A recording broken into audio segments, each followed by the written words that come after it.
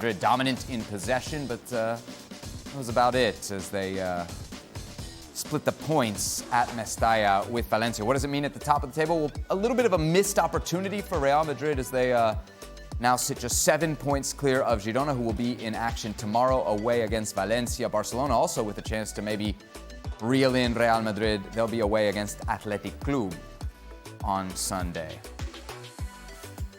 All right, Luis Garcia back with us. Guys, I mean, so many places we could start. I think just generally, Real Madrid dropped points here, right? And it was a bit of a disappointing performance, especially in that first half. I think they went out in the first half and they played with two wide players. They didn't play with a centre-forward, and Bellingham was sitting deeper. And Valencia were the old-fashioned 4-4-2. So their two centre-halves had nobody to mark. For the first 15, 20 minutes, Real Madrid could pass the ball easy round the back, and there you see the stats, they had loads of possession. But there was no penetration. There was no forward movement. They didn't have a centre-forward. And eventually Valencia thought, hang on, we can go and press the ball a little bit higher up the field. We can corner Real Madrid, we can win the ball back and cause one or two problems. And Real Madrid started to make mistakes. They didn't have an answer to it. They didn't change it until they started the second half, when they got Vinicius Junior and Rodrigo to play much narrower. Sometimes Bellingham went out to the left-hand side. So they did have players playing through the middle. So that's what changed, and that's why they were more effective in the second half. What was your prediction, Robbo, in the pregame show? Remind me again. I thought Real Madrid would win 2-1. Okay, you had Real Madrid winning. You know who picked a draw? I think Luis Garcia. Luis Garcia picked a draw. Luis, why did Real Madrid struggle so much?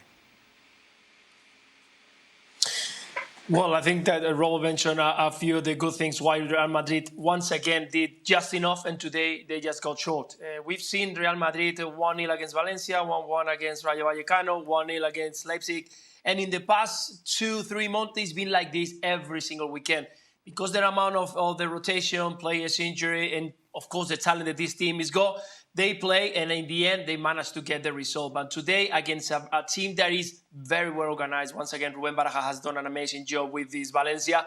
It just got short in the second half. Again, more intensity, bringing fresh legs, bringing more players into the center, trying to create a little bit more danger. But it wasn't enough because Valencia I think they conceded only 6 goals in the season. So that showed that this team, he was ready to fight against Real Madrid. It's true that Valencia knew that making quick transition, they will have their option, they will have opportunities. And the Real Madrid, when they have Tchouaméni and Rudiger at the back, they struggle on the build-up. They cover the area of Toni Kroos that today was disappeared, because there was always a player on him, because he's the player who can manage, who can keep the tempo, who can really make the rest of the players play. And in the end, Real Madrid, they managed to get that result with another goal and get the equalizer. But I thought that Valencia was going to keep that momentum and stay with the 2-1 to Real Madrid.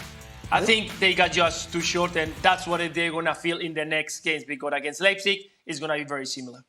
This is one of those strange results that, even though you're sitting top of the league and you drop points, normally the question is, oh, you're dropping points and we can't afford... This won't feel like that. Why? Because of the way the game ended. They will feel as though they've had 2 points ripped from their grasp. And so they'll be galvanised by the fact... Really? Aye. You know, nobody at Real Madrid is going to be looking at the table going, we've dropped points, oh my goodness, we can't afford to drop any more. Which, of course, they can't. But the whole psychology of certainly going into the Leipzig game, they will go into this next game on a high. It won't affect the Leipzig game, but remember, Bellingham will be suspended after. Yeah, and I mean, beyond the final result, I get it in the end of the game, but the 90 minutes, that doesn't concern you at all from a Real Madrid kind of title pursuit perspective? I know they've got a cushion. Not the title pursuit. How they performed would worry me, and that they went about it in the wrong manner, and how they started the game so slowly, and they wanted to calm the crowd down, but they didn't then pick it up when things started to get a bit feisty. And that's what they had to do much earlier in the game than wait till the second half to play better. What did you make of Bellingham today? He looked slightly off the pace today. He made one good run in the first half when Vinicius Junior, I think, played it with the outside of his boot. He got him behind. He didn't look quite so sharp in possession. He didn't make so many forward runs. He looked a little bit off the pace, I would say. Yeah. Vinicius Junior, the subject of conversation before the game, and he gets the 2 goals. I mean, he's the difference there for Real Madrid. He bails them out. In the right place at the right time. I think he was better in the second half because he played narrower. In the first half, he was up 1v1 against Forqué, who did well against him. But he also didn't have anybody to play off of. So when you're playing as a wide player, you want to go past people, but you also want to be able to play 1-2s off the front player. there was no one for him to play 1-2s off or link up with. So that was the problem in the first half. It really is kind of their main scoring threat at the moment, isn't he? Yes, along with, I mean, not today Bellingham wasn't, but Bellingham had one great chance, remember? Yeah. The goals have dried up a little bit for Bellingham, though. And it's hard to imagine them, you know, keeping at the same pace that he did through the first half of the season. He can't do. He's a midfield player that's playing in an attacking role. He sometimes has to play on the left-hand side. And to your point, they don't have a 9, so it is kind of down to Vinicius, isn't it?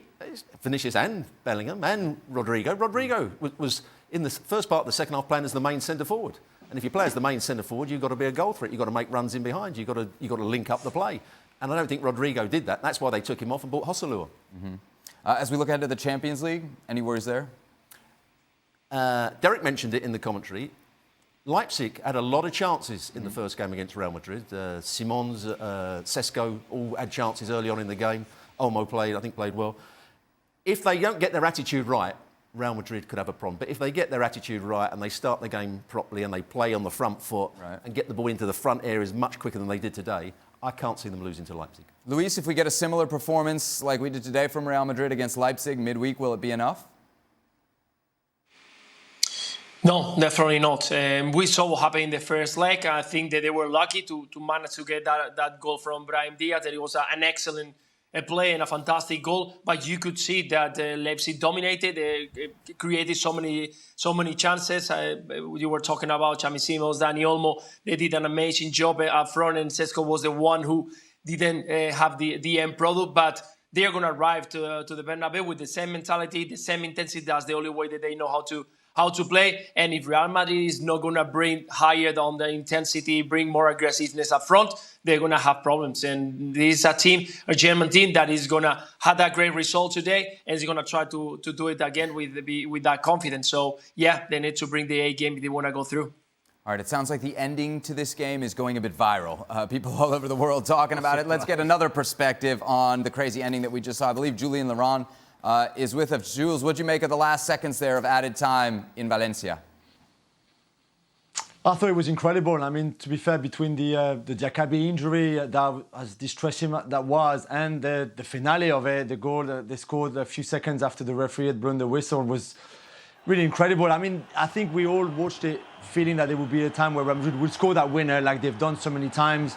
And even when they don't play well, they usually find a way of coming back into games and then winning. But they just scored the 5 seconds too late, really. Apart from that, they would have won that game. It was incredible, really. But I like what Valencia showed. I like what Ruben Barajas is doing over there. Real Madrid won't be able to make those mistakes against Leipzig because, as the both just said, Leipzig are on good form. They're a really good team. They will punish any mistakes that Real Madrid could make next week at the Bernabeu. But with the advantage from the first leg, I think it's hard to see Real Madrid not really making sure that they qualify for the quarterfinals. There's some worry, Robbo, about the vulnerability of Real Madrid defensively. We were talking about it before the game. Mm-hmm. Yes, a little bit. But I don't think when Tchouaméni... Valencia had, what, like 25% possession? Yeah. And looked very dangerous with it when they had it. I wouldn't say they looked very dangerous. They had one or two... They obviously scored a couple of goals. Or 2 goals. But they were mistakes, mainly, by Real Madrid. That was the vulnerability. They didn't play enough with the ball, Real Madrid. My worry would be the left-back. Tchouaméni, I think, has done an excellent job when he's played at centre-half. He's a midfield player playing at centre-half. Rudiger is a good player. Carvajal made a mistake today, but I think he's still a big player. Mendy is a player that, if he's not given any protection down that left-hand side, he can make mistakes. He's not very good in 1v1 situations, and I think he's always liable to make a blunder. And the same with Fran Garcia. I don't think Fran Garcia is quite powerful enough defensively.